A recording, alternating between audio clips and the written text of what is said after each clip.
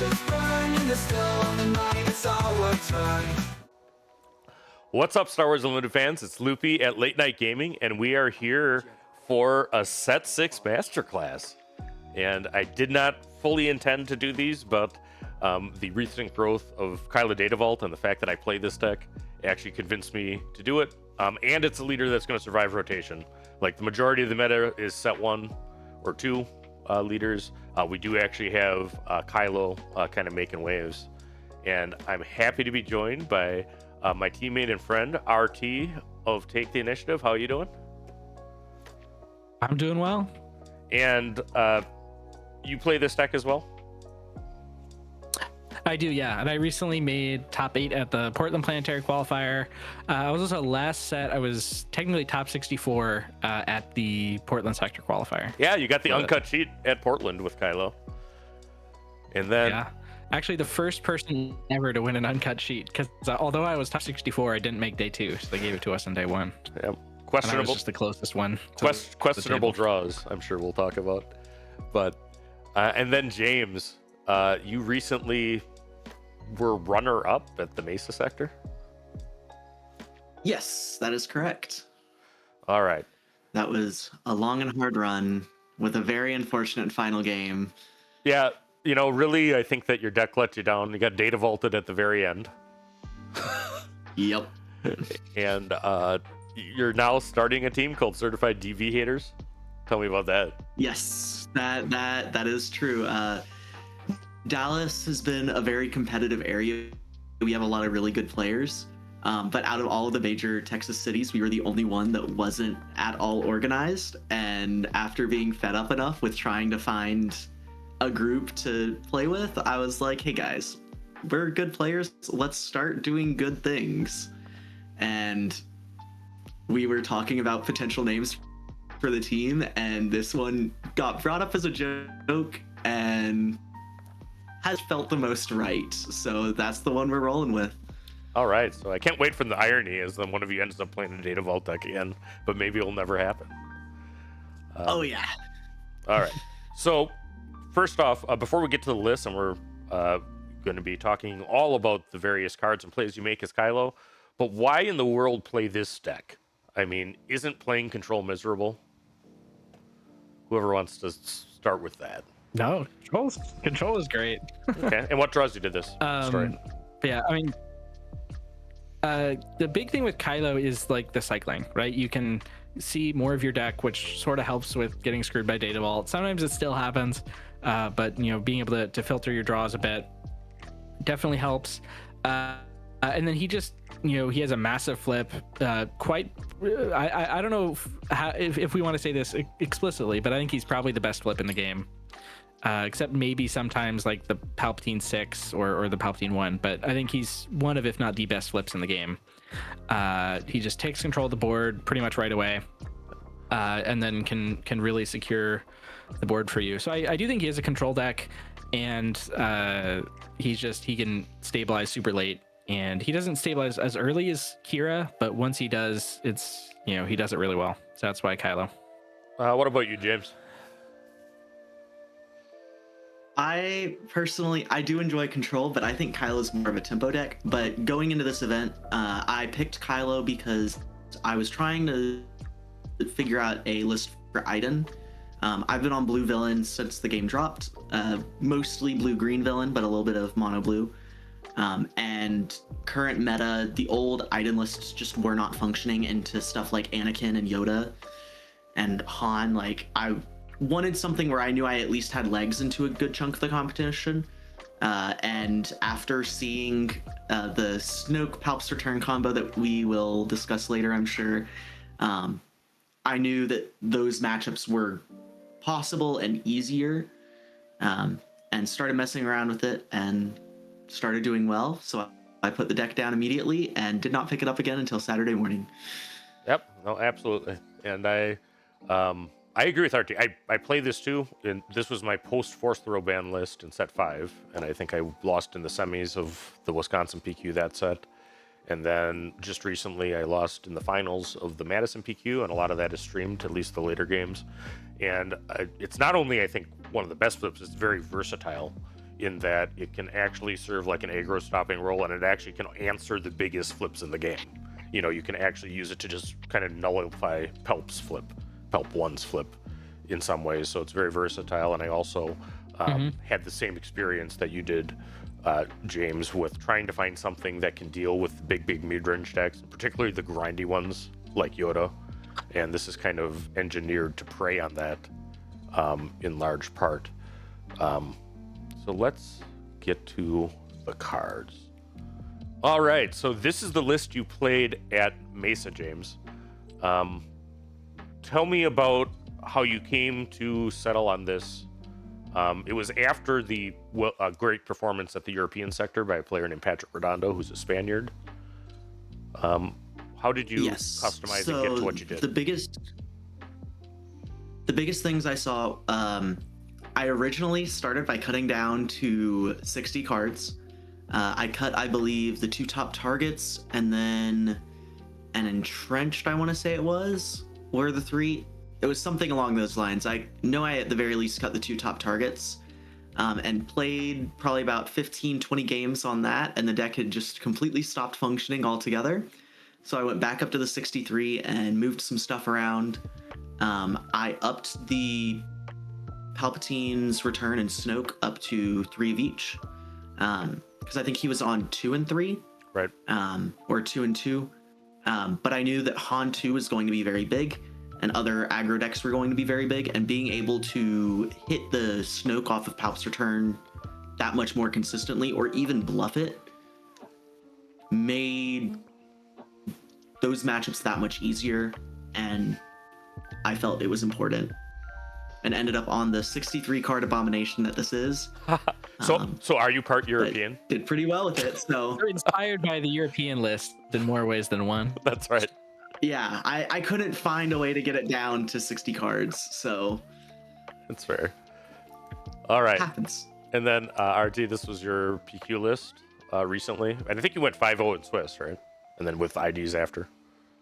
Yeah, 5-0 in Swiss. I did manage to get it down to 60 cards, but I mean, I cut the top targets. I cut down to only 2 Palps returns, which Palps return is good. It ended up like the matchups at the PQ were not like the ones where it was the best, but I played a showdown a couple days before the tournament, and it really came up big there. So I think there's definitely an argument for running 3 returns, but I was fine with 2. But yeah, otherwise it's a lot of the same stuff as from the your sector list, James, and from the European one, but with a couple new things in there, like the Krennics and the Slime Wars. But yeah. All right. So, and then we'll talk about the Krennics later. What about the Hyperspace Disaster? Because we're not going to talk about that card thing. You had it in the sideboard as opposed to main. Any reasoning on that? I didn't see a ton of the like hyperspace aggro decks at my locals. Things like, you know, the Vader 4 or the Luke 4. And I felt like I could win without it against like the Sabe decks that are you know, kind of space aggro but not fully space aggro. So I went with it in the sideboard. Like, it's good to have in those matchups, but generally speaking, I never felt like I needed it in the main except against like the Vader decks. This is my list, which is very close to RT's. I'd be curious to hear from James why he put them in the main though. Yeah, so for me, it was very much a case of like, in the matchups where you need it, if you don't have it, you do kind of just lose. Specifically, the Han 4 and the Vader Yellow. Going to large events, I always tend to overcompensate for the less common but popular decks like those. Like Vader Yellow is a popular deck for newer players because it's simple and it's good. And fairly easy to pilot. And so I always try and prep to at least see one deck like that at a large event like this, which I didn't end up seeing, but if I had, I would have been very thankful to have the Hyperspace Disasters there. Yeah, and I moved them to the side, you know, in large part because of the meta around me, and I knew it. I knew I absolutely would face control mirrors just because of who was there. And, you know, that did in fact happen, and we'll talk about that. So I wanted to make sure I had both Restock and Bounty Hunter crew in there. Space Aggro definitely does exist. I ended up boarding it in, and that went well. I was able to beat Kazada 2-1, which was good. That was actually my only game loss till the finals. And then the other thing is I do want access to all of the Pelps returns and Snokes. I moved one of each to the sideboard, thinking that Han 2 ECL would be a little less played, as well as Anakin. I think it's important to that matchup. And that is, in fact, kind of how that went. I didn't face either in the end. There were a couple there of at least the ECL. All right, and then this is what you would play today, or what you played at a recent PQ, James. Tell me about the changes. Yeah, this is closer to what I would play today. Biggest things, I would try and fit in 2 Slime Wars if I could. I forgot about it before this event, and as soon as I locked in my deck list and got to the store, I remembered, oh, right, I wanted that in, which happens. Like I said, I haven't played a whole lot of Kylo before Mesa. I picked it up the week of, but the biggest changes, I did not like Childson in Mesa. It didn't come up a whole lot. I ended up cutting both of them, and then I put in a Bounty Hunter crew into main because the control mirror is very big in Texas. We have a lot of very good control players, and especially realizing like the fact that putting in one Bounty Hunter crew essentially gives me an extra 4 events to use during the course of the control mirror because of the Palps return was enough for me to think it was worth it. Yep, and then I ended up placing 11th or 12th. Yep, and anybody looking for the list, we'll have the various ones in the description here, so check them out from there. Let's talk about the leader itself. So first off is his leader side before we flip. How often are you cycling, and what purposes are there for it? Why don't we start with Archie on that? I mean, so the big 2 purposes are to set up for your flip turn and to set up for Anakin, the 6-drop Anakin. So those are the main reasons why. Sometimes you want to just get a card closer, and you might if you feel like you've got like a condemn in hand and you feel like you're not going to play it, you might as well just throw it away. I'm usually, it's tempting to automatically Kylo every turn. Sometimes I found you shouldn't be Kyloing every turn because you really want to have initiative to be able to like power the dark side something or no glory something. So and you'll be able to do it eventually anyway. So be aware, but I'm usually doing it most turns if the situation allows. At least in the early game. In the late game, not. Yeah, thoughts on the cycling? Are you cycling every upgrade you get, James? I typically cycle pretty heavy. Specifically like heirloom sabers, craving powers. Entrenched is a big one. I typically end up binning entrenched. I really like entrenched as an option onto Kylo on flip. Letting the craving power hit for is just so good. Because if they haven't gone super wide, Kylo flip hitting for 10 is just killing their leader. And then you also have full control over the ground. I typically cycle just about every turn. And just to try and combat the native inconsistencies of Data Vault. Right. And does that continue post flip? A lot of times, yes. I typically been at the very least legal authorities and such. Mm-hmm. I'll typically hold on to 1 upgrade or so, but craving power is typically the only one I really like seeing post flip. All right, what about you, RT, on that point? And even it depends on the context. Sometimes I'll even bin craving powers post flip, depending on the matchup. But yeah, I like keeping those. Legal authority is usually not that useful after the flip. Heirloom usually isn't. Entrenched at that point in the game usually isn't. Condemn maybe you want to keep, but even then, like at that point, like in the late game, it probably isn't all that great. So yeah, I do a lot of the time post flip. No, I definitely do myself. I do think that like early game craving power and heirloom are basically an auto cycle immediately until you have both black and white in the discard pile. Oftentimes later on, I'll resource an heirloom if I'm continuing to resource, because, you know, the cycle's less valuable than actually just having, you know, I want to keep the other card I drew, you know, not the heirloom. I definitely like getting entrenched in the discard pile. Now, sometimes you're getting entrenched in the discard pile by playing it on their unit, you know, and then when they deal with the entrenched, it's there for Kylo late. All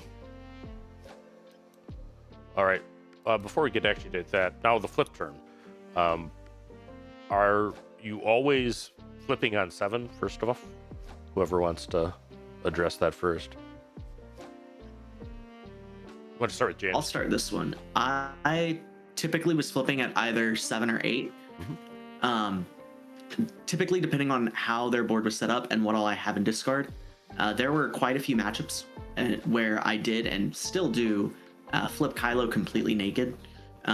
Like a lot of times, if I'll hit a timely Anakin or Vader on 7 resources, if I don't absolutely need to keep the pressure off by just flipping Kylo to get the Sentinel, I will just wait until 8 resources to use it as a follow-up. But most of the time I am flipping on 7 or 8. Occasionally 9 if they're going really wide and I'm not in danger of dying, and I'll just blast and then use Kylo to clean everything up on 9 resources and to still have a threat. I can do something like Heirloom Saber and Craving Power to stabilize more and nuke a guy. Archie? Yeah. Yeah, I agree. I think the, you know, wait on 7, blast on 8 is, you know, it happens a lot, and I definitely do that.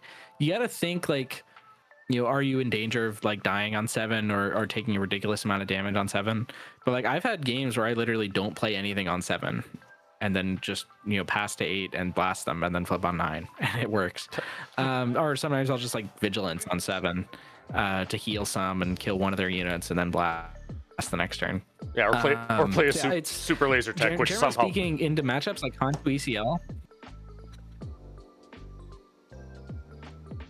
Oh yeah, I was gonna say, like, into Hantu ECL, the later you flip, the better usually, because you're able to stabilize more.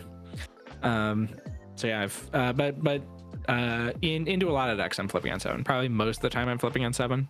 But the naked flip on 7 is also it wins you games sometimes. And then you know, waiting to flip later absolutely helps. But yeah, I think one of the big things you got to know with this deck is when to naked flip, because it does happen more than you would think, and it's, you know, if you think it might be the right play, it probably is actually.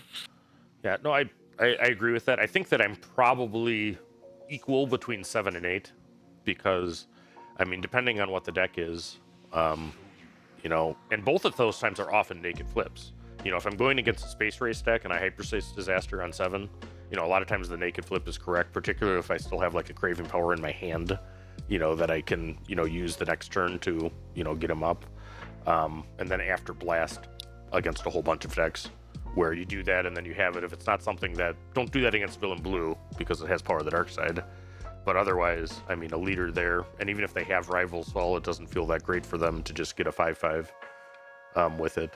The notable exceptions I can think of is that if I don't have Condemn in my hand, I'll often pause into Yoda. You know, and sometimes Yoda will pause too and actually hold their flip back. And then I want to have that to answer. And the other one is Emperor Palp, you know, the very first one, wherein oftentimes I think that you kind of need your flip to answer his. But I do think that just my observations of playing against Kylo testing is that people are often trying to flip way too late, you know, where they have an opportunity where they could have saved a bunch of damage and don't because they're looking for more upgrades.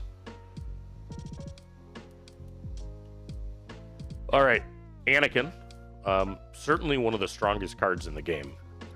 And I think that one big reason to run Kylo is to set up your Anakins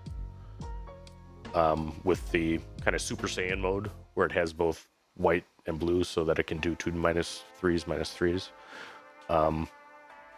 What are you using it for, and are there any matchups where, you know, this card isn't good? Whoever wants to pick that up. I don't think there are any where it's not good. It's pretty much good everywhere. And it can do pretty much anything. It can, kill units, kill leaders. Against like Han 1, it's massive to just be a leader as soon as they flip it. If you're at that position, which you will be if you ramp, and they don't. So yeah, it's great for doing that.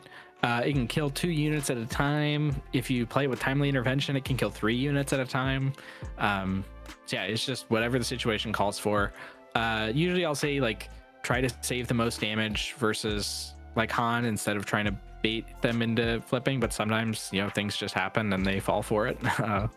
But yeah, it pretty much does anything. James?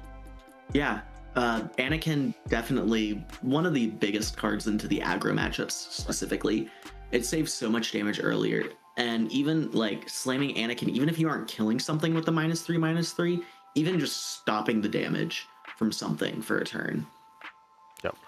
And then finishing it up the next turn with Kylo flip or something along those lines. And I think both of you mentioned this. You're timelying Anakin, as well. True.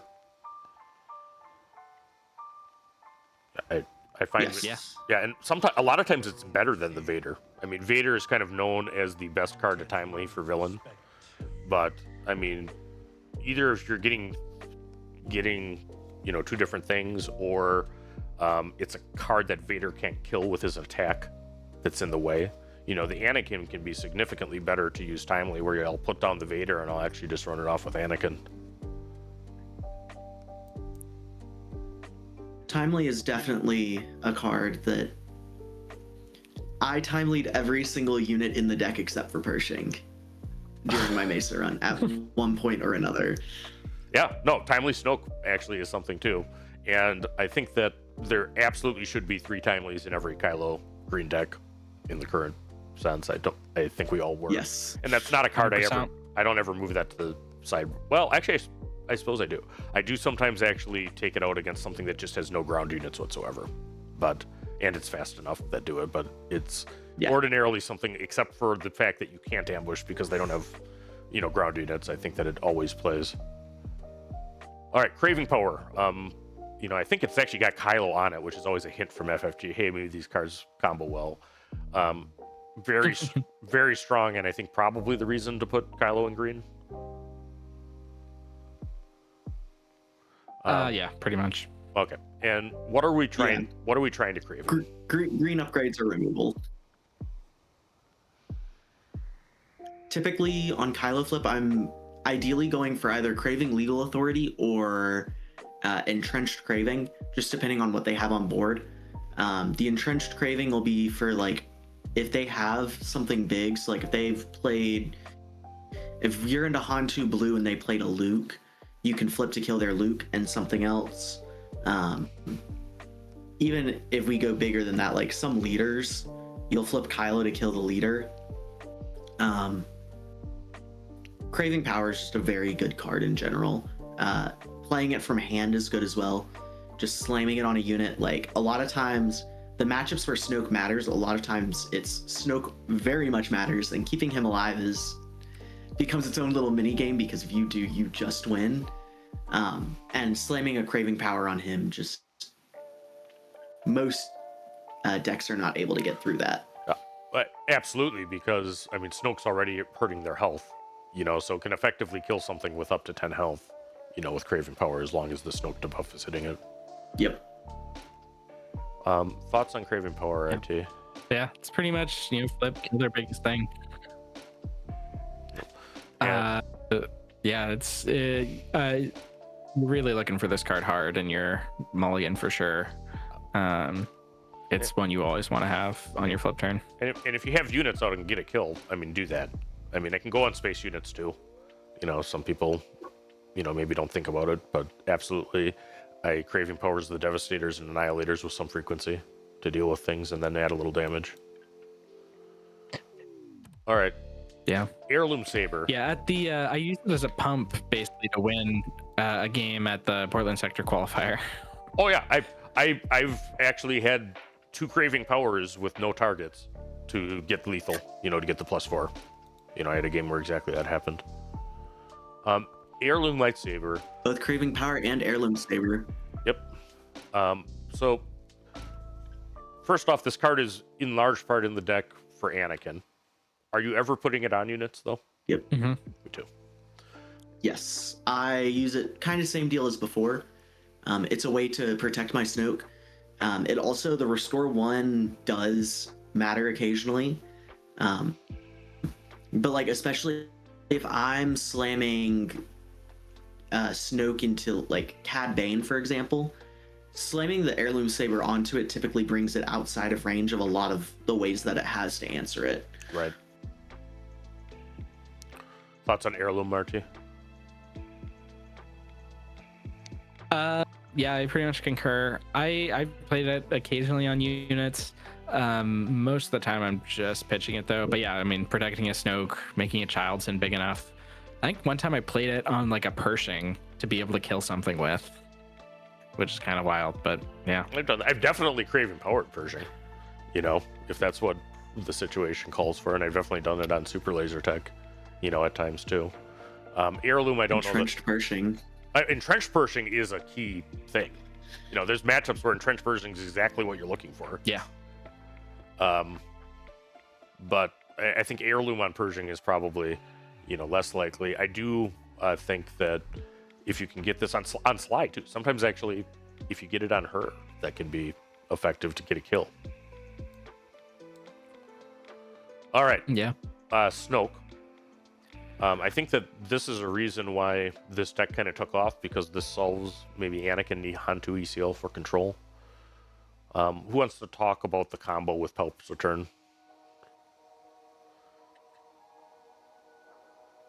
Well, you mentioned it. Seeing I that. can do it. I mean, go it's pretty basic. I am a Jedi, like my father. Because Kylo lets you discard any card. You just don't get to draw if it's not an upgrade. So you can pitch Snoke for free. You don't get to replace it, but then you can play Palp's Returns to bring Snoke out on 6 instead of 8, which is it's really really key into Hantu ECL, into decks like Sabe or you know, the other space aggro decks. It can, or Sabine, like it can really help you stabilize, and it's one of the big things that I think is helping it compete in this meta right now against, like, you know, where Queen Amidala is so prevalent. BC just comes in, clears all those spies, and then makes everything else of theirs super weak. Even just baiting out stuff with it, like I will pitch Snoke on 5 almost every time I have it, just to threaten the Palp's Return. Yep. Off rip. I can't remember which cat it was I was facing where I did it, but I pitched the Snoke with an Anakin in hand with both hero and villain in discard. And he played Garindin, naming the Palp's Return, and looked at my hand and saw Anakin. And at that point, you kind of just lose. Because that matchup is definitely over whether they Gary your 6-drop. Yeah, no, I do the same. I've actually ditched Snoke, just even though I didn't have it, to present it as a bluff. You know, because it can make him do that. And I think I had a Hantu ECL just like not really play anything on 6 when I did that. You know, Yep. expecting that there was, and then we go to the 7-drop turn. If Hantu ECL isn't playing things and letting me resource more when they don't have much aboard, that's okay. Yeah. All right, so we talked about that. That's certainly a reason that Palp returns in the deck, but it plays well in other matchups. True. Yeah. Yes, Okay. very much so. What about in like a blue-green hero deck, like one of the grindy ones? What are we thinking about with Palp's Return? It's extra copies of Devastator and Annihilator pretty much in that matchup. Sometimes it's extra copies of Anakin or Reinforcement Walker. It's just extra copies of whatever your top end is, basically. Yeah. So the card also says just Yeah, play any like- card from your discard pile for its cost. You know, in addition to the discount, right? Yeah. Like RT said, like, it's just 3 extra copies of whatever units you have in deck. The Walker is big because it lets you stabilize. Devastator and Annihilator, it's more removal. And a lot of times if you can Palp's Return an Annihilator and get off 2 or 3 Annihilators in a game, even into something like Yoda, where they are trying to just grind you out, it doesn't matter because you just remove so many of their units. All right. Speaking of Annihilator, this is a card that's seeing more play in it. Where are we looking for this 11 drop? Any control mirror, and that includes Yoda Data Vault. Yeah, basically anything that's going to take you to the long game, and especially against Blue Green Hero. I was on 2 of this and testing for a long time. I think James, your list was on 2 of it at the sector. Yes. I cut the second one to the sideboard at the last moment because I was more worried about like Han 2 ECL or Sabe or Han 1 than I was about Yoda. Given my local meta, but definitely, I mean, seriously consider playing the second one. It felt great in testing to have the second one into Yoda. So yeah, it really it's great into Blue Green Hero because they've just got so many big units, and it's like a 3-for-1. Really, oftentimes like kind of a 6-for-1 if they're defeating it also. So it's yeah, you want it into any long matchup, especially the Yoda. Thoughts on Annihilator? Yeah, definitely. Anything that gets you to 11 resources is typically where you want Annihilator. If you are slamming an Annihilator, most times you're also closing out the game with it. Yep. You know, or closing it out shortly after. Yeah, it represents such a big threat. I mean, against something like Blue Green Hero that really only has so many cards that have the potential to kill you. You know, they have their Lukes, they have their Bo-Katans. I mean, getting one of those is good. I will say that I've had a lot of luck. Like, the times I don't cycle Legal Authority late, it's because I have Annihilator. Because if you capture using Annihilator, you can actually then take the card you captured off their board and out of their deck too. I should also say, now, do you always look through their deck, regardless of whether they have all of their copies out with Annihilator? Yes, that is free information. Right. And I always take a look through and then also note down any important cards. So like if they're running something really weird, I make sure to note it down so that I don't forget it. Absolutely. You find a lot of spice that way the first time you annihilate in anything that's grindy. And I do the same thing. I note it on my pad of paper or my Etch-a-Sketch thing, you know, next to me that, hey, look for this. I'm also usually just thinking about what's the next card I should annihilate, you know, as I'm looking through it because there's a bunch of copies still in there, right? Yeah. All right. Vigilance. There's going to be a great cry of celebration from a lot of players when this rotates out. But how are you using it in the matchups? Are you using just 1 or 2 of the modes or all at times? Let me start with James on that. So I've used every single mode at one point or another. I typically am not milling into most matchups. That is a trap I see a lot of people go into because the control mirror, we all know, like, that goes to deck out. But most of the time I'm playing Vigilance for the heal and the kill. But the shield does come up a good bit. I'll shield my Kylo, especially if I get it extra big, just to make it that much harder for them to break through my giant wall that I have on the ground, locking them out of an entire arena.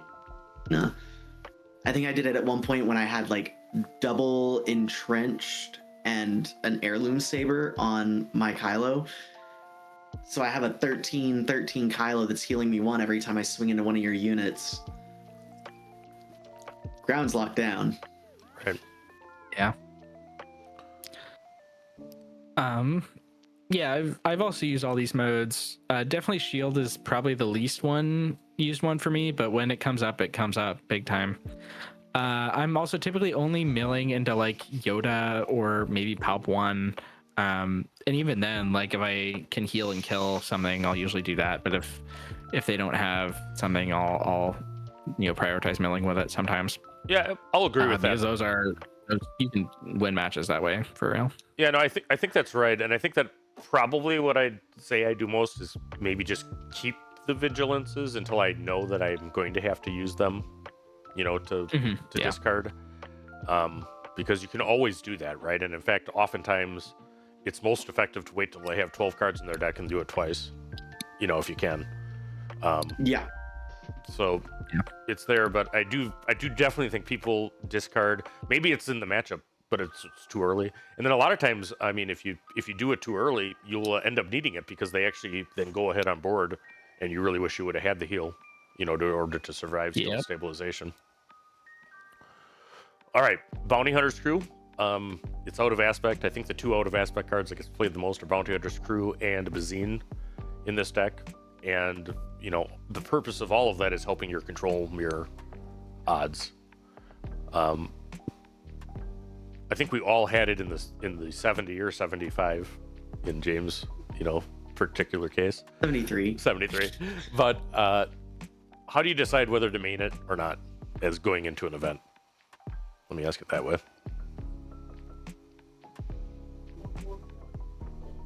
So for me, the big thing there is it is for the control mirror. Control is typically more popular in the middle time period of a set towards the later end. The first couple weeks of an event or of a set, you typically won't be seeing as much control.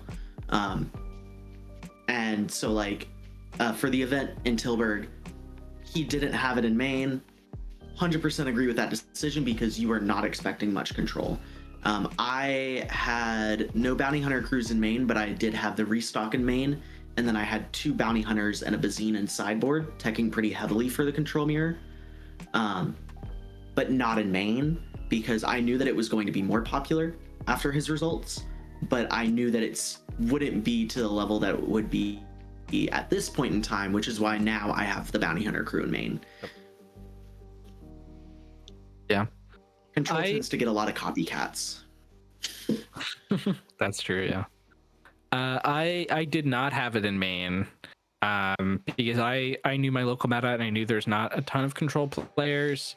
And knowing that other people would also probably realize that, they might decide to cut it. And it's basically a sort of a prisoner's dilemma, kind of, right? Right.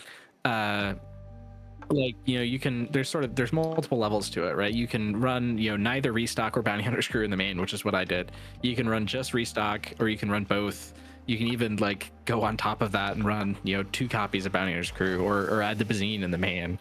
And I made the calculation that I didn't think that there was going to be a lot of control decks that I was going to face, and if I did, they probably were not going to be on the bounty hunter's crew in the main, which meant that I was fine, waiting and going to game 2, where I could bring them in.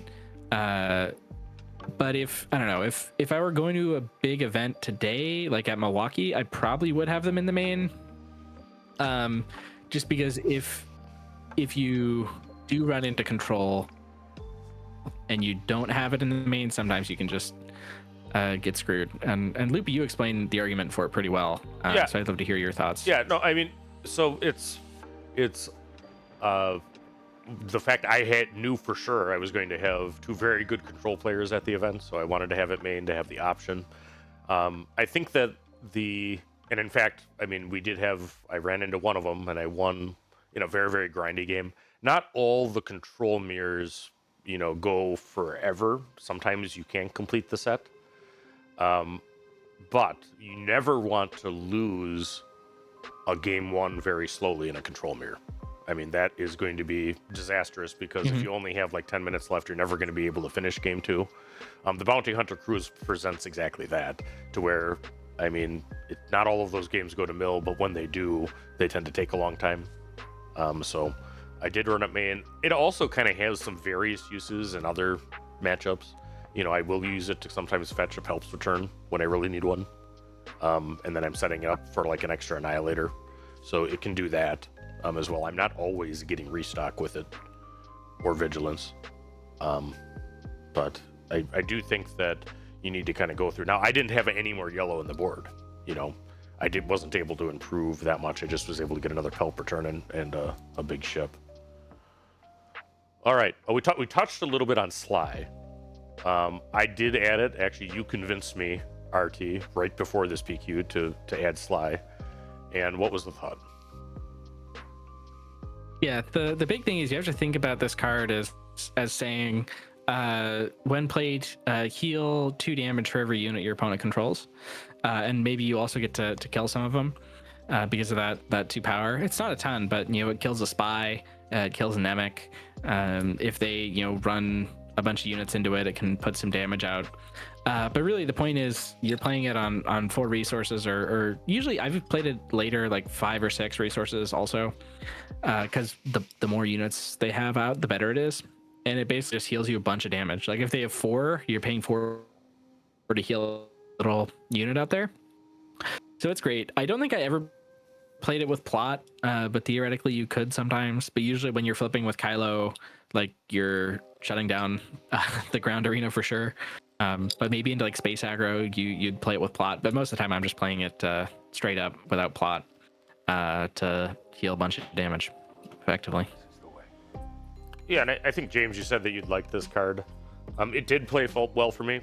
I mean, I will also say that, when I had, one of the more aggressive decks, I entrenched her, on the 5 turn, and then was able to kill more.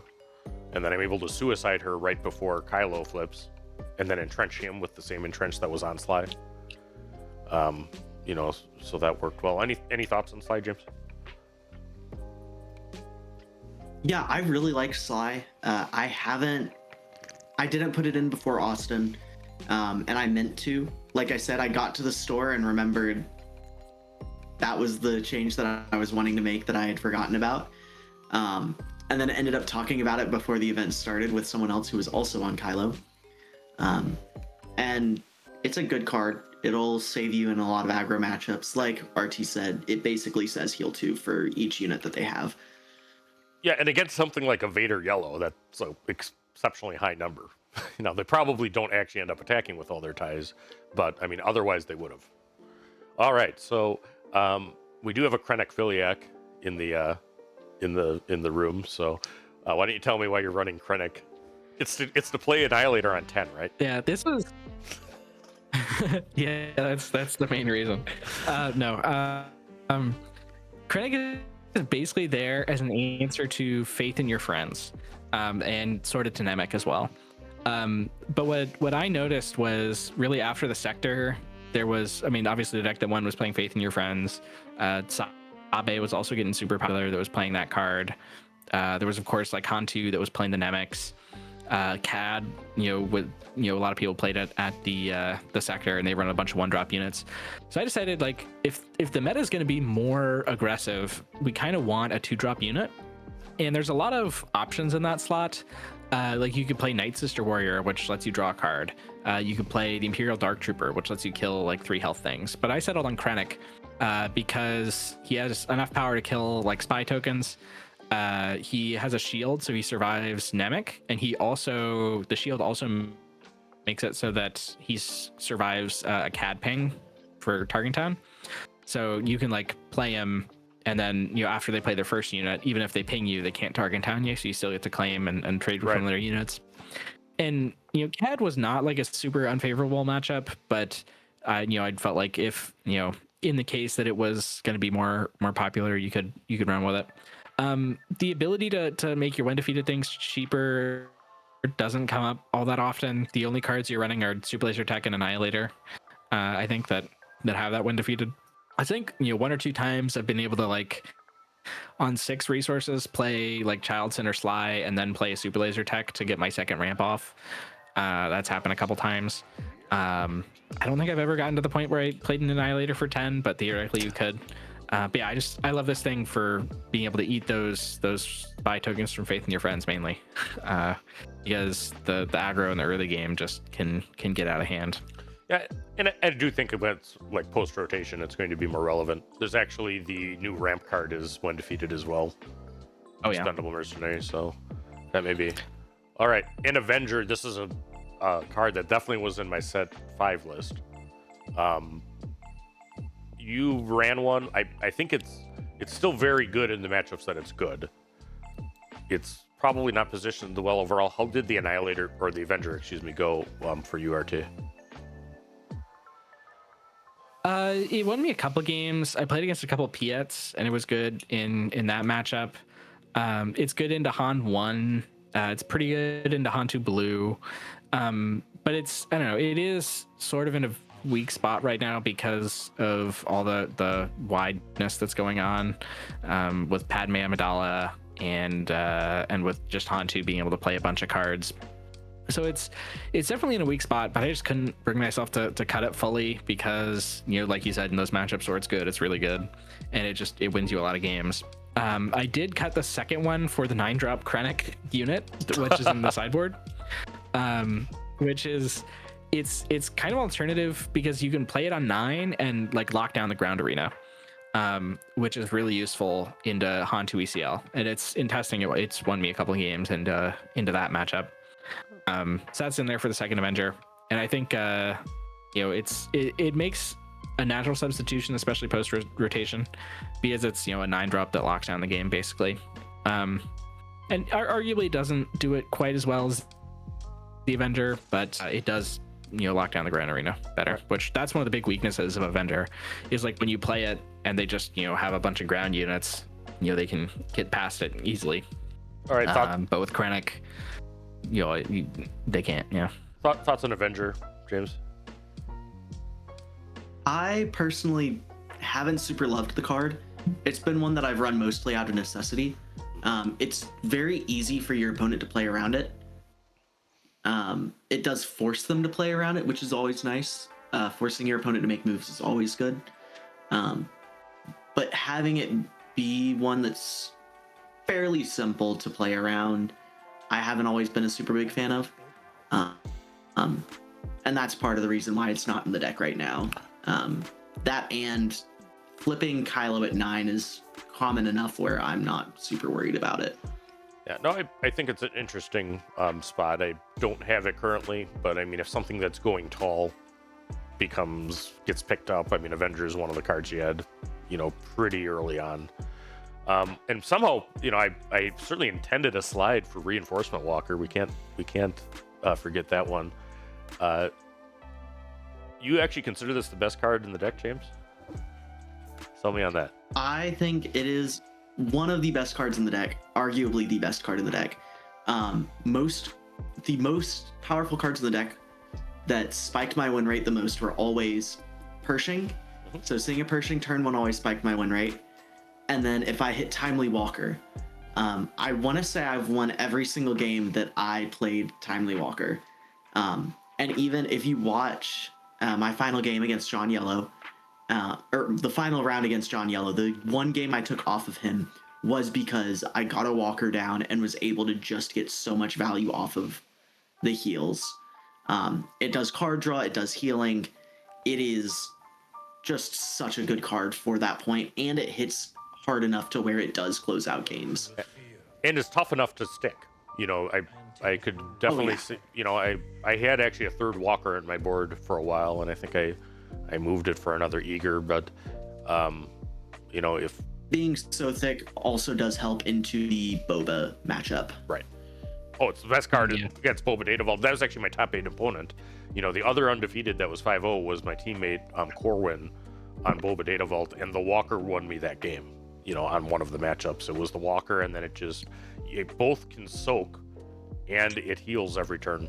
And there's not a lot of cards that can both either heal or draw. You know, it's a very, very versatile card. Thoughts on Walker, Story? Yeah. I really like it. Yeah, I'm only on 2 of it. But yeah, in a lot of matchups, it really is the best thing you can have. But you're not playing it until late. You really want to timely it, so you're oftentimes not playing it on 8, which means you've got a couple extra turns to draw it. So I never found myself really needing the third, but I mean, there's an argument for it. It is really good, especially in those like more like mid-range aggro matchups, like the Han 1 or the Han 2 Blue. All right, let's get to the matchups. Speaking of which. All right, for this first matchup, I mean, I have this as a representative Sabine list. I mean, if you saw the finals of my PQ, I got crushed by Xavier's Sabine Red, which is what exactly I expected, having known that deck. But I don't think Sabine ECL is a punt. I certainly have won that. if you do run into the aggro deck, I mean, what's your approach? When you start with story. Childson is really important in this matchup, I think. And that's why I wouldn't cut him at the moment, because there are some Sabines out there. It is a tough matchup, but like you said, it's not unwinnable. You really just have to kill as many of their things early as you can. Try and stick a Childson, and then once you get to 7 resources and you can flip with Kylo, especially if you can eat an ECL early, there's really not a ton they can do about it. Like with the Han 2, also you do have to watch for ECL, because like if you have like just Craving illegal, they can sometimes just Poe and kill you. But if you have like Craving Entrenched, they can't do that without losing their Poe in return. So yeah, just try and bait the ECL early. And that's another thing that Child is super useful, is both in this and in the Han 2 ECL, is eating an ECL before your flip turn. Yeah, I mean it's survive, and then once you get to your flip turn, like you should be able to pretty much take over the game. This, I mean, yeah, like because once you've got Kylo established, their Cassians don't really work as well. The big thing you just got to watch out is 4-Cause. James, aggro matchups, thoughts? So I'd probably play this pretty similar to the Han 2 ECL matchup. I haven't actually gotten to play into any Sabines since I picked up Kylo, but I'd dig pretty hard for the Snoke off of Palp's return, right, and then just play Protect the Leader. I think with my current list, I do kind of just lose the Sabine matchup because I cut the Childsons. I do agree that Childson is very important for this matchup, but I don't suspect to see a whole lot of Sabine ECL, hence cutting the Childsons. Yeah, I think that's actually, if you're expecting a ton of Sabine, you really don't want to be on Kylo Data Vault at all, if that's what the meta's looking like. Probably not, yeah. If as far as this goes, I think that if I ran PQ around me right now, I would actually probably additionally have a Childson in the board and Barrage in the board. I mean, Barrage is out of all of our lists right now, but that is a matchup, particularly the Red Sabine. I think it gives you a puncher's chance sometimes because they play so many like low health things. The other one, I'm looking for Entrenched into any kind of aggro matchup, and it doesn't matter what you entrench. I mean, that's one where if they're playing into the ground, like entrenching Pershing and having the Pershing Murderer, that can work. I mean, that actually sometimes happens. If you can entrench a super laser tech, I do that. Super laser tech plus entrench kills Sabine and lives. And then if you barrage in at the next turn, that's actually won me games. So, I mean, it is very much what you said. Hold on, survive, get to your flip. And then from there, you're good. Once Anakin's alive, Kylo's out, Sabine isn't coming back on you except through 4-Cause. And, you just have to have, some healing to get you from there. All right, Yeah. Space aggro, we have Vader yellow here. But, I mean, Han 4 Tarkin Town is a space aggro deck. Luke's a little bit of a kind of half control-y, half space aggro deck. It's actually a little easier than the hard ones. But what's your approach into, say, Vader yellow or other types of space aggro? We'll start with James. Yeah, so Vader yellow, biggest things, if you hit the hyperspace disaster on their flip, if they flip into space, or if you hit Palp's return Snoke. I keep coming back to it, but like I said, like that's the main reason why I'm on the deck, is just because that combo is so strong and wins you so many matchups, and this is definitely one of those matchups. Right. RT? Usually my strategy is if they offer an intentional draw to accept. There you go. Yeah, so that's, for those who don't know, that was the draw he took. It was against an unfavorable matchup, at Portland, right? Yeah, that was at the Portland Sector Qualifier. I was 5-0. I lost. I drew like a real draw on stream against Akira, and then my next round was against a Vader yellow who had, for some reason, also had a draw. And so he offered to draw, and I was like, you know what? I think this is a bad matchup for me. I'll take it. I will say, like, that was last format, and this format it's more winnable because now we're running Snoke Palp's Return, which can seriously help. And Like with entrenched and condemns, you can block out their lurking ties more easily. So it's certainly not unwinnable, and the Snoke return thing definitely helps. And then hyperspace disaster certainly out of sideboard helps. A good Vader player will usually flip their Vader to the ground to avoid getting hyperspace disastered, so you got to be ready for that. But yeah, it's certainly not unwinnable now, but it's also it is going to be difficult, and you do have to bring tech for it. I have found some success with Kylo ECL into this actually, because you can run like a space unit and then ECL it into their turn 1 play. Yeah, it's tough for Kylo, but yeah, it's winnable now. One thing I do want to bring up, a ruling actually, condemn on pilot leaders does shut off it's a leader unit when they attack if you reveal, which means you do get the Snoke negative, so you can give up to -8 attack on that. And it doesn't come up often, but it does come up.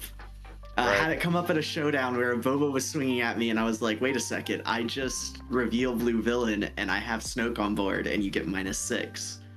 And if I'm wrong on that, we'll let the judges in the comments yell at me about that and I will fully correct. But from my understanding and from what I have been told, that is how that works.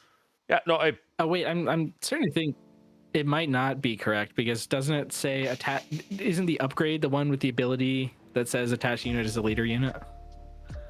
Yeah. Well, I mean, I don't know there, and the rulings change. As far as like the approach to this, I think you guys both have it right. Now I'm going to pull that up. You want Snoke. I typically think you need to save post-boarded. You'll have your Eager Escort fighters. You want to save that for Victor Leader. In particular, I mean, don't waste it on something if the Victor Leaguer's there. Condemn on the Clone Combat Squadron is great, because it actually it loses no matter what attacks it has there. And then, as Archie said, be prepared for Vader flipping, to the ground. That is the approach that they'll take. No Glory obviously takes out the lurking tie if you can get that. So it's a tough matchup, but I do think it's winnable. If you get it Snoked and you stick your Snoke, they just kind of lose, at that point typically. All right, Han Green. I think this is Alex Blandon's list. Great Han player. How do you feel about this matchup? We'll start with James. So I played into 2 Han Greens. Double checking that. I played both were. No, I played into 3 Han Greens in day 2 at Mesa, and Alex was the first. It is a very scary matchup because it is very tight. If you make any mistakes, you kind of just lose. But it is definitely favored towards the Kylo player. You grind just a little bit better, and as long as you have an answer when they drop something like Chewie, you're doing pretty fine. They have a lot of pressure in both arenas, but they tend to struggle to present multiple threats in space. So what I tend to like to do is try and just get a really big Kylo flip where I'll drop 2 entrenched on him or something of that nature to get him just so big that they can't continue playing to the ground without sacrificing multiple turns. Yep, RT. Yeah, I actually did that against Justin from KTOD on day 1 of the Portland sector, and that won me that match. Was just having a Kylo with double entrenched on the ground, right? So that he literally couldn't play anything there. But yeah, I think it's a very favorable matchup for us. I mean, sometimes you can get wrecked by Chewie, but we've got enough answers for it that you shouldn't be wrecked too much.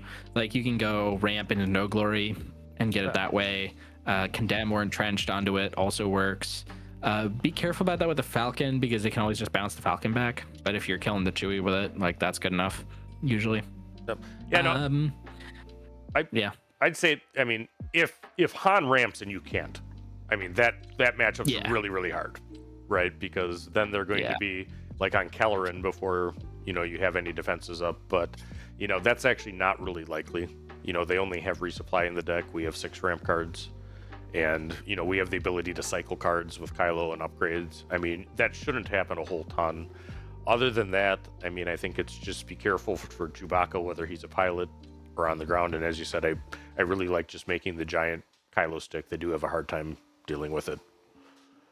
Watch out for the Han unit breakpoint, you know, with Kylo. Yeah. I mean, if that's what's Yeah. breaking down the ground and you can do something to make him have more than 6 health, so that it automatically kills it, I think that's really helpful.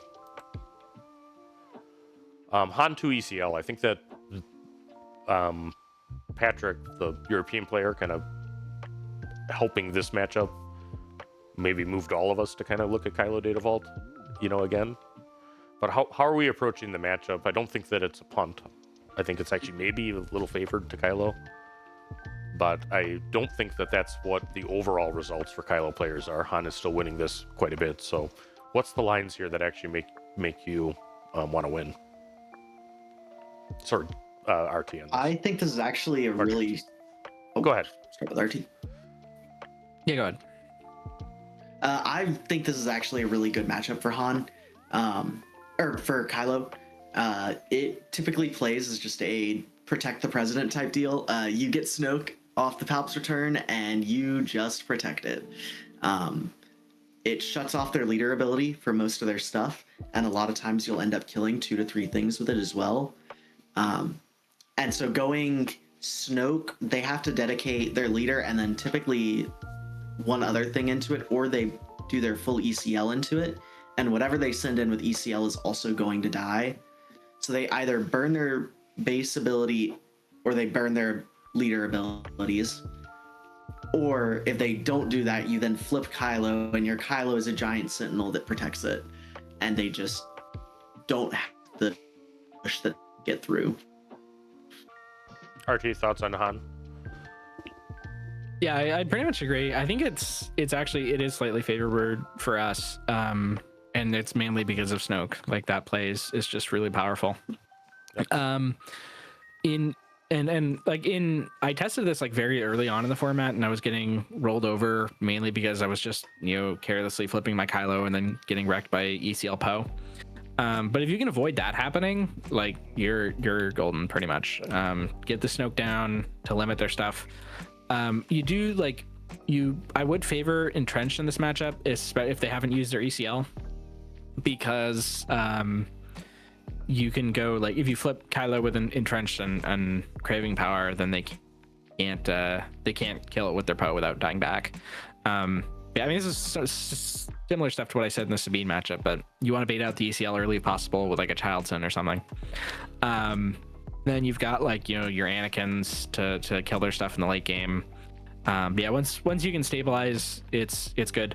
I will say, like, I've had matchups with this go really, really long, like going to time. I think I've even milled out a Han 2 ECL before, because it can be really, really grindy. But I do think we're favored.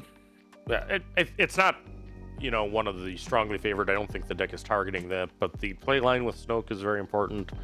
The other thing, I guess, that I would add to the good advice both of you had, which I agree with, was, you know, keep in mind that your base is 33 and theirs starts at 25. You know, if you know you're, like, bringing back the Snoke the next turn, you know, sending a Child Sin into their base for 6, you know, can put them on the defensive to where they're having to use Wrecker and Poe defensively as opposed to offensively, and that can be a good dynamic for us. Yeah. All right, Cad, this is Woozless from Mesa, who was your semifinal opponent in a game that I wish was streamed. But I very much wish I could go back and watch those games, because it was the weirdest set that I think I have ever seen. It was the end of the day, and I completely misread his list, and so I completely miscounted how many Raiders and Devastators he was on total. So when the third Ruthless Raider came down in game 2, I was completely caught off guard. I thought there were only 2, which, that's on me. But game 1, he had played, I think it was 3 or 4 Garindans by the end of turn 3, and then he scooped immediately afterwards because he was only drawing his events. Mm-hmm. And then in game 2, had just enough burn to get there. And then game 3, I played probably the weirdest line of the entire weekend with Kylo. Ended up doing a naked flip Kylo, and I played all 3 Vigilance and ended up decking him out. It was very weird. But overall, I think the Cad Bane matchup is really solid for us. Especially this low to the ground version. He actually is on a little bit less low to the ground than a lot of the other players who were on it were. And it is just a case of same as every other aggro matchup thus far. Get the Snoke down, and you kind of just win. Because you shut down so much of their deck that they just can't respond. Yep. So Snoke is excellent against villain yellow, pretty much, period. And has been for a long time. You know, and that includes Vader, Cad. And if you have some random villain yellow deck, I mean, it's not when you want to take out Snoke. So I agree with that. What are your thoughts on the Cad matchup? I think it's a great one for us. One thing that they can do is like grinding you over and over again, but if they're doing that, they're also not getting damage in. And because you have Kylo, that's like a natural stabilization force. So yeah, I think it's definitely favorable for us. Sometimes they can like aggro you early, but usually their biggest damage dealer comes out on 6, which if you ramp, that's your flip turn as well. So right. I think this one is probably one of the best matchups for us in the meta right now. Yeah, I mean, so long as you find ramp. Now, if you don't do that, it can be tough. But I think the weenies version, as it's called, kind of the more low to ground, which this is maybe a little hybrid, but it's harder than the mid range. If the mid range is running all the Bazarines and all the Grindins, and then like Cad unit, that gets a little bit tougher. But I think this is generally okay. I would say that if you... Oh, that matchup is also one... Oh, go ahead. Go ahead. What was your thought? This is one matchup where baiting out the Garindin is very important. Making sure that, like, this is one of the matchups where I will almost always bend Snoke at 5 resources, even if I don't have the Palps return, because Garindin can be just absolutely crippling.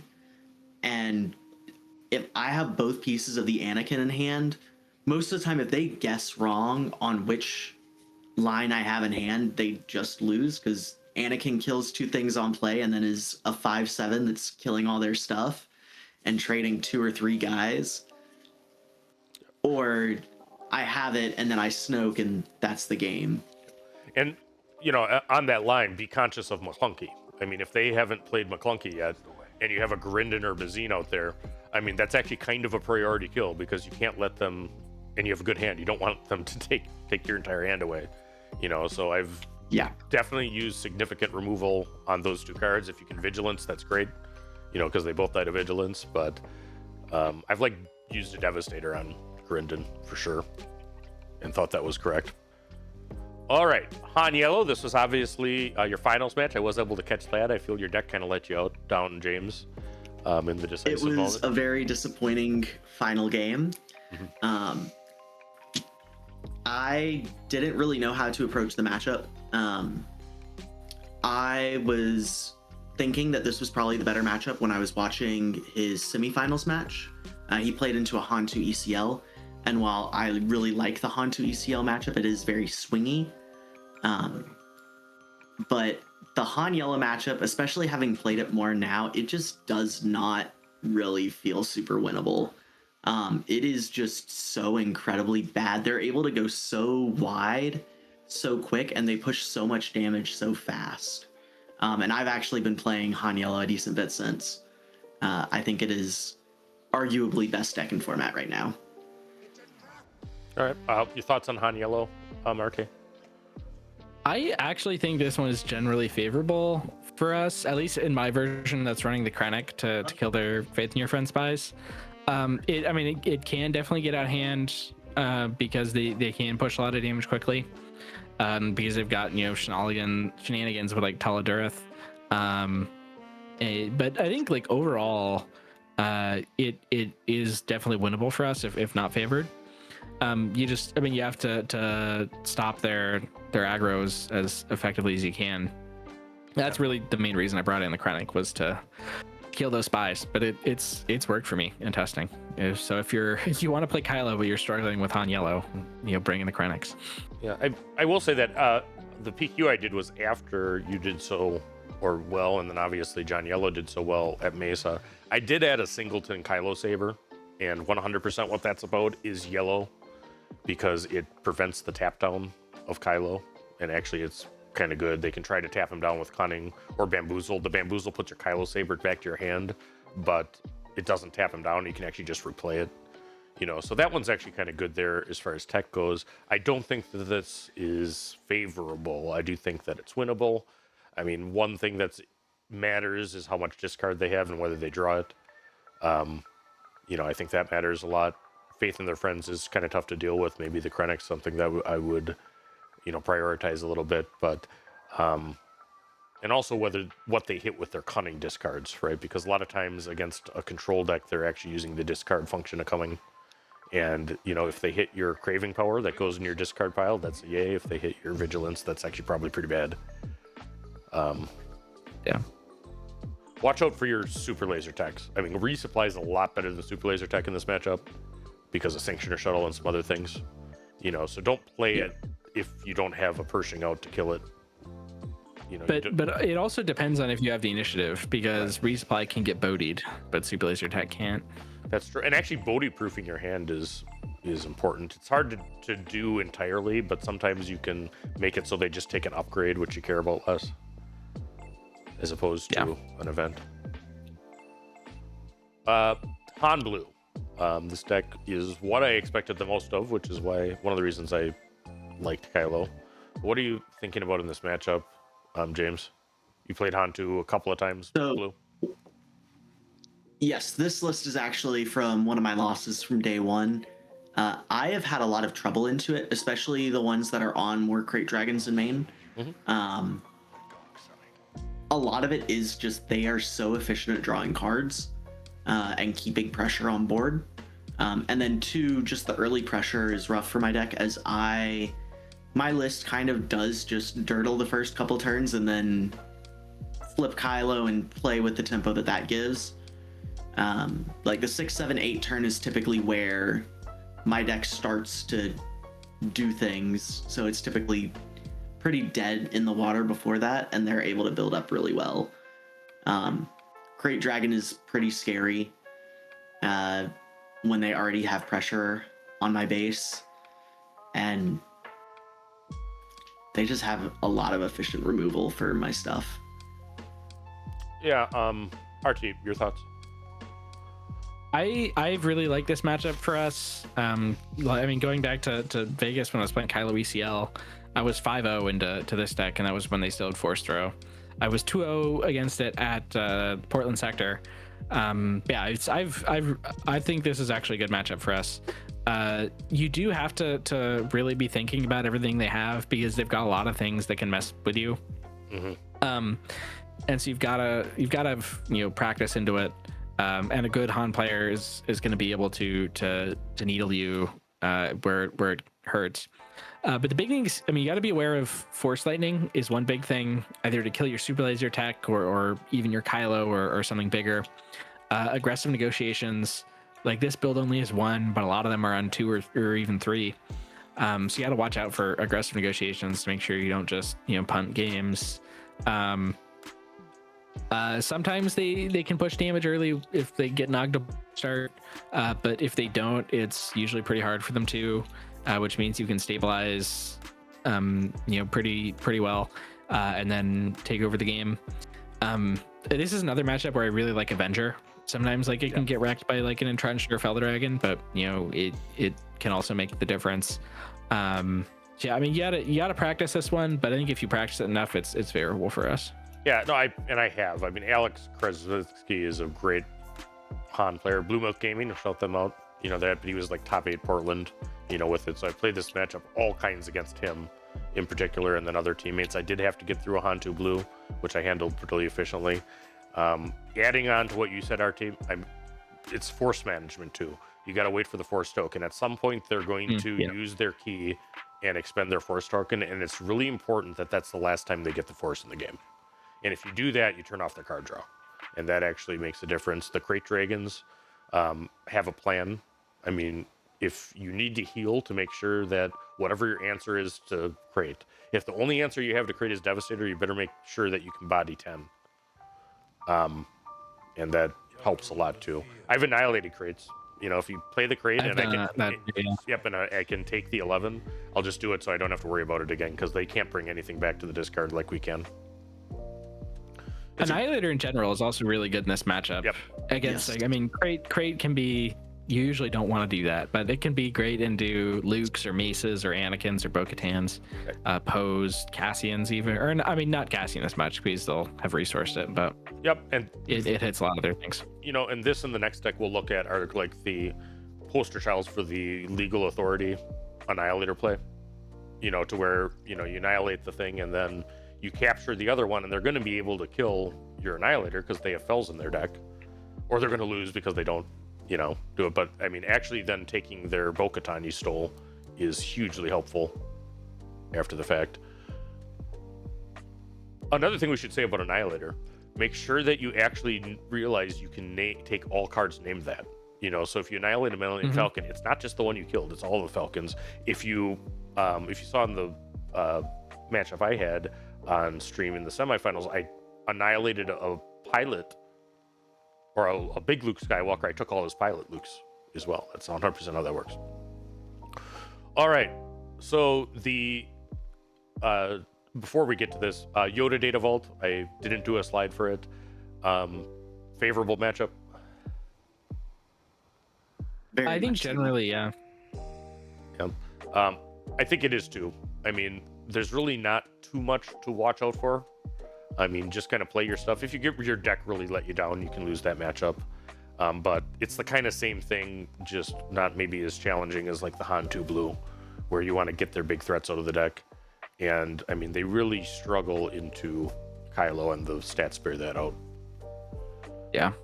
Annihilator is your big card in that matchup. Yeah, for sure. And then also, I tend to like save my blast, because what's going to happen to Yoda is if you don't beat them on damage, you're going to get to the end of the game where they're running out of cards, and they're going to like throw everything into like home ones, you know, bringing stuff back and blow out a bunch of things. So I'll maybe blast a couple of times in a row at the end of the game because I haven't needed them before. You typically get a ton of cards in that matchup. You use a big hand. What about the mirror? I mean, we talked a little bit about this as the yellow cards.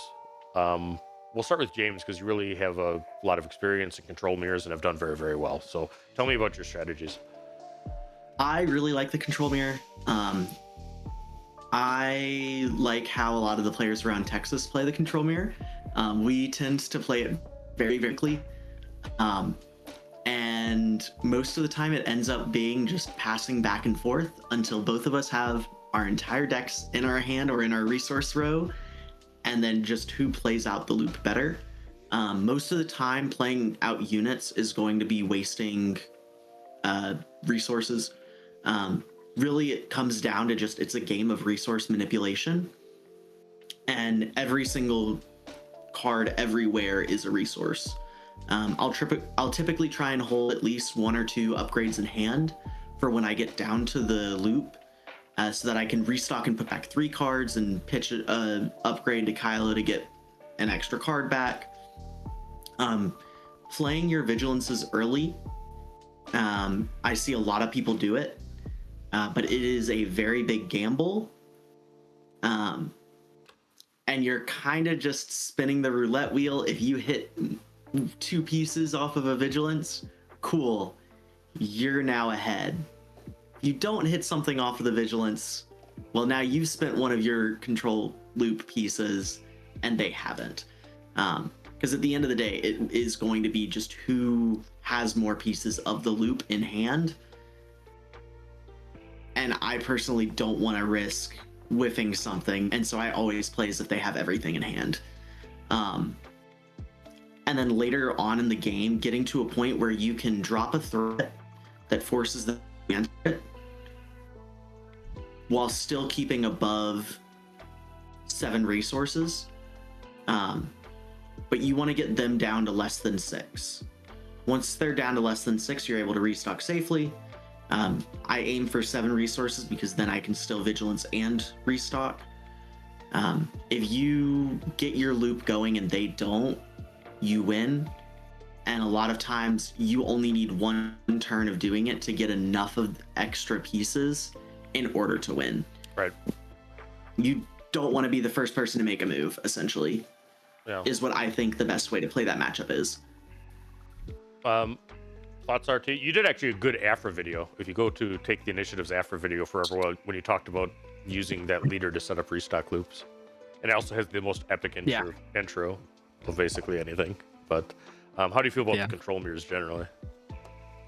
I don't like them, but they are a fact of life. I think a lot of James's tips are good. I will say, I think it's if you've played enough of them, you can get an intuition for when it's actually possible to win without milling, because sometimes it is. If you can, especially if you can draw a lot more cards than them, and then it trits some of their removal that they have in hand, eventually you'll be able to reach a critical mass where you can like bring to bear the card advantage that you have and get over them. I think a really good case for this is my matchup against Kira round would have been round 6 of the Portland sector, which was on stream. Yep. Where we ended up getting 2 games done and drawing, but we both won, without going to mill. So it's possible, but generally speaking, you want to be on the defensive, on the reactive, killing their things rather than putting out your things to be killed. And in Kylo, it can be a lot tougher to reach that point, but it is sometimes possible to win without mill. Yeah, no, I think that I'm always happy to pass if the opponent is. That's not always the case. And, I mean, you just have to be conscious of the size in hand of the... I had a matchup against Pataxter, who was a very good control player. And, he was feeling things out. Anyway, I think I won that game because I had cleared something with Anakin. And, maybe I had something in space, one of the ships. And I realized that if he had Super Laser Blast, he would have cast it right then. So the fact that he didn't, I, deployed Kylo, and over the next 2 turns did like 16, 18 damage on his base. And then it did end up making the difference, in the end, because that did get grindy. You obviously want to keep your Palps return. If you can no glory a Super Laser Tech, that's great. Be careful for that. Super Laser Tech with Pershing in the beginning of the game is fine. If there's not much happened, and they have like 10 cards or 12 cards or 15 cards in their hand, don't play out a Super Laser Tech. It's just going to help them. And then managing the very end of the game, gets thinky. You should be conscious of how many cards exactly are in their deck, what you have and what you don't. And then any yellow you can bring in is very good. That's why the yellow exists. All right. So we have the Kylo Data Vault deck. Thoughts on post-rotation. I put this up here. This is very much a work in process, but this is actually what I was testing the other day. But thoughts on Kylo post-rotation? Let's start with the story.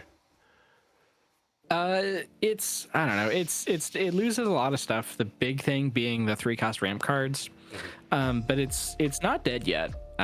Because I think it can pivot into something that's playable. It probably loses a lot of relative ground to other control decks. Like I've been playing a lot of Talzin, and I think Talzin is really well set up for post rotation. But I mean, we still have Craving Power, so that's good. We still have Anakin, so that's good. Those are pretty much your 2 best cards, so you're keeping those. So I do like it. We do lose Snoke, which in Palp's Return, which does hurt. Hopefully things might be more mid-rangey and we won't need it as much. But I mean, that's a loss, but it's one that can probably be like accounted for. We do have the expendable mercenary, so I think like leaning into playing units early, like your build up here has, is a natural pivot because you can play Krennic and then play the mercenary on 3. So that's good. Then it's basically kind of like a Super Laser Tech. I think constructed lightsaber is another interesting piece that you could add to this that makes it more like mid-rangey. But yeah, I think Kylo's certainly not dead, but he does lose a few important tools, but he keeps the most important ones, I think. Yeah. Thoughts post rotation, James, if any? I really am not even looking at Kylo, at least to start. Losing, especially like RT said, the 3-cost ramp, but then also Power of the Dark Side, Blast, a lot of the good top end. You lose so many of the important pieces that I just don't know if it's worth playing Kylo over other blue villain pieces. I think Talzin is obviously going to be strong. And I think there are just so many other blue villain decks and leaders that are going to do better off rip. I think maybe in a set or two, if we get some more support for Kylo, I think he's one where, like Data Vault, he will always be better at the tail end of a rotation instead of the very start. So I think Data Vault is going to be at its weakest point during next set because there are so many fewer options. Yeah, no, I actually agree with that.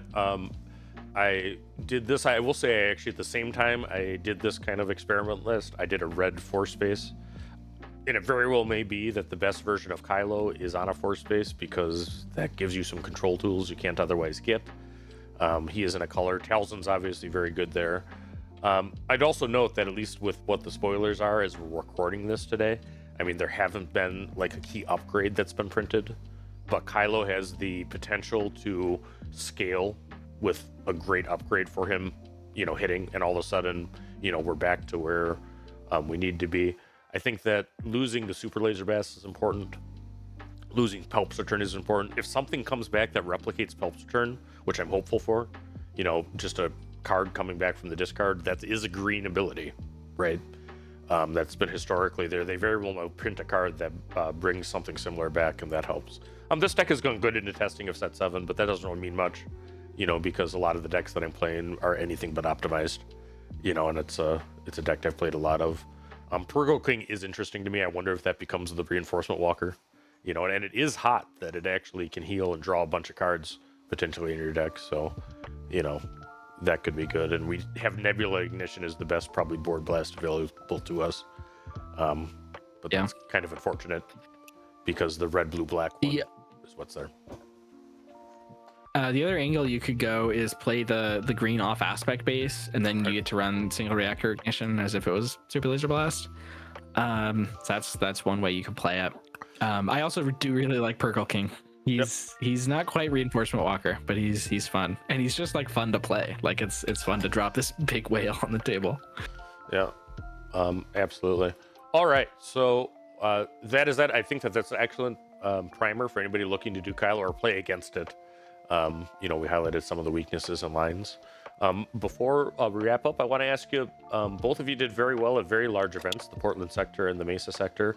Tell me about like actually preparing for the event if you're doing any tips that you have for somebody watching this that just wants to do better. We'll start with RT. Why don't we do it that way, and then James can bring us home. I think it's about being efficient with your practice, is like knowing what things you actually need to be prepared for, and you know, going through each matchup and going through the line by line of, you know, what do I do if they do this? Like, what's my answer to this? Like, what things do I need to be playing around? That's important, especially if you have limited time, because I mean, you know, the more games the better, but you've got to actually think about what's happening in the games and why you're winning or losing, and be able to think about that and be able to evaluate critically like which cards are important and when you should mulligan, when you should resource which card. So that's important. And then making sure that you've got enough like energy on the tournament day. Yeah. Like, don't stay up too late. Make sure you're eating when you need to, getting lots of water. Yeah, I'll just follow up on that because that was I was intending to say. I mean, if you are running the control deck, take care of number one. I mean, make sure you have a bag full of like sugary foods and snacks and stuff so that you're not dying there, because it may be that you have a whole bunch of rounds in a row where you went to time and you don't have a huge amount of time to get to the next match. If you get an aggro match, win or lose, you know, use the time well when you have there, you know, that you have that 20-minute break, because you don't play well when you're tired. You know, card players are still people, and if you're tired and you're hungry, you know, you can make mistakes that you otherwise wouldn't make. So I think that's a great point. James, you've been playing cards since you were 9, I think you said in prep, Yes. competitively. So Yes. what? And you won a sector. It's been going on 12 years. Okay, so what advice do you have somebody going into a big event? So the biggest things, know your deck. I typically don't like swapping right before. Like the night before is typically not the time to be making last minute tweaks. I personally, as of late, have been enjoying more theory testing. So like even at Mesa, like I said, I did not get many reps on Kylo. I only played him for about 3 or 4 hours before the event started, and some of that was on the 60 card non-functioning list. And a lot of what my prep was just sitting down with my group and saying, hey, what should I be looking out for in these matchups? Knowing your people that play those decks well, and knowing like, hey, if I'm playing this deck, what do you want to see me not do? Like, what don't you want to see me do? Like, going into day 2 especially, I had not played into Cad at all. I had not played into any Cad this set on any deck. I had no idea what they were trying to do. And so the entire card drive over, we just talked about the Cad matchup, and we're like, if we do XYZ, what will they do? And knowing what lists will be copied. So like for that, we pulled up the KTOD Patreon list that was available and looked at that, knowing that most likely the people that were in day 2 were going to be on something around that list, and came to the conclusion, prioritize double trigger Anakin or Snoke at 6. And I dropped, I think, 1 game to Cad the entire day. Right. Facing it 3 times, knowing when to actually get reps in and when to just work on the theory behind it is very important. And I say often in the descriptions of these, they're very helpful for a masterclass knowing how to play against a deck too, because you got to know what the game plan is opposing you. I mean, ideally you can run a few reps as that deck, on testing so that you understand what their lines are. The next best thing is talking to people you trust. I was on the DMs with RT and a couple other friends in the community the night before, not changing like the best of the list, but matchup advice and then a couple of tweaks. RT convinced me to put in Sly, and Woot convinced me to take out the Relentless and make it a second Annihilator, and both of those went very well, for me. So I think that's great advice. All right, so thanks everybody for watching these. These are very popular. We'll be back after rotation with a whole bunch of them. I think that actually the fact that most of the meta leaders are rotating out makes me not want to do them, but Kylo's the exception. So hope you all enjoyed this. I'll give you each a closing comment to bring us home. So why don't we start with RT? Advice for the Kylo enthusiast.